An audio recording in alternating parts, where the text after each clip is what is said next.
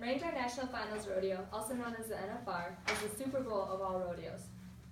The NFR is a 10-day event that takes place December 1st through December 10th in Las Vegas, Nevada, where it has been held at the Thomas and Mack Center since 1985.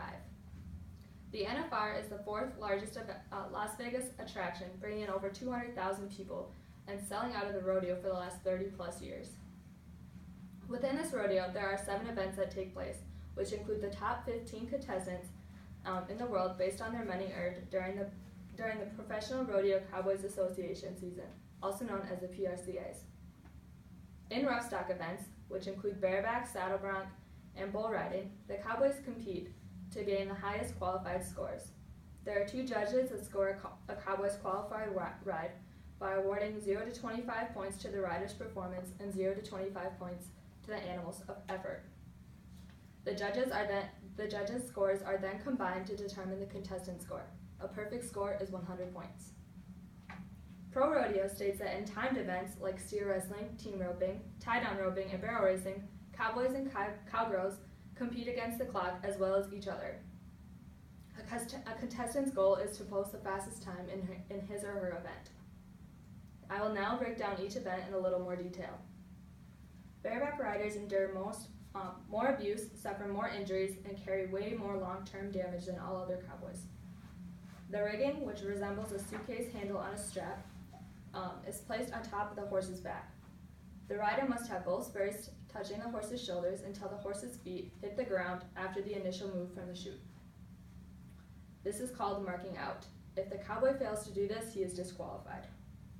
Making an 8-second qualified ride and earning a money-winning score requires more than just strength. A bareback rider is judged on his spurring technique, the degree to which his turn remained turned out while he is spurring, and his willingness to take whatever might come during his ride. Saddle bronc riders require strength, style, and grace and precise timing. Every move the rider makes must be synchronized with his horse.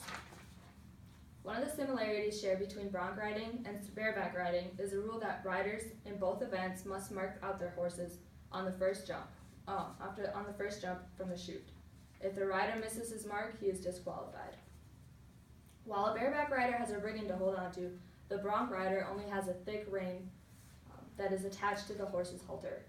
Using one hand, the cowboy tries to stay securely seated in his saddle, and if he touches any part of the horse or himself, he is disqualified. Judges score the horse's bucking action, the cowboys control the horse, and the cowboy's spurring action. Bull riding, which is initially climbing on the back of a 2,000-pound bull. Cowboys do it and fans love it. Bull riding ranks as one of rodeo's most popular events.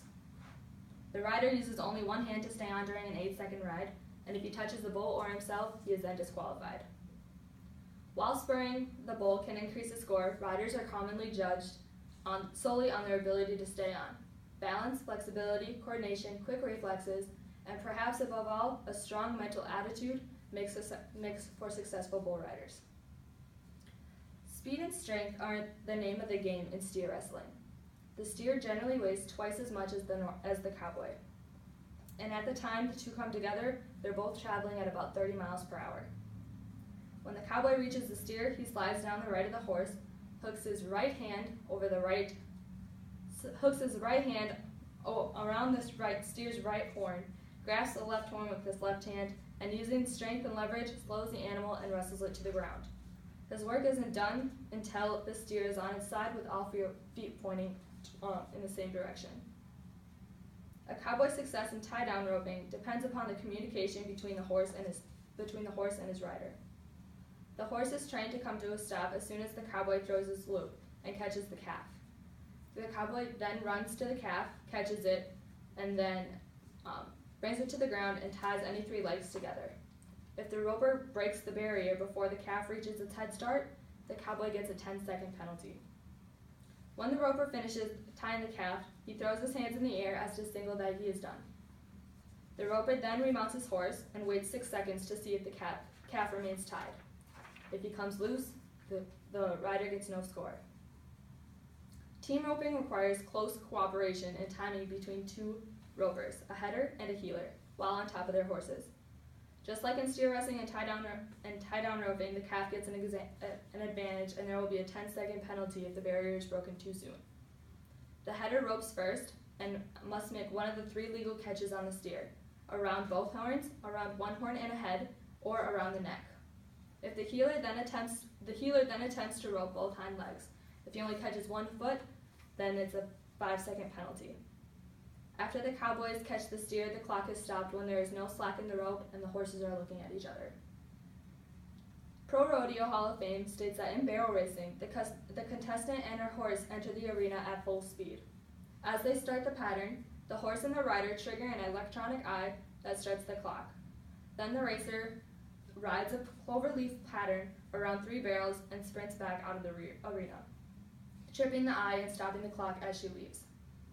The contestant can touch or move any of the barrels, but if one falls down, it's a 5-second penalty. The Wrangler National Finals Rodeo is where the biggest and best names in the rodeo compete for the title and a large sum of money. The NFR is a championship event held annually by the PRCA at the Thomas and Mack Center in Las Vegas, Nevada. Unlike the professional sports we're used to, these cowboys and cowgirls only make money if they are healthy and can win. The rodeo will be aired live starting tonight at 9 p.m. through December 10th on CBS Sports Network.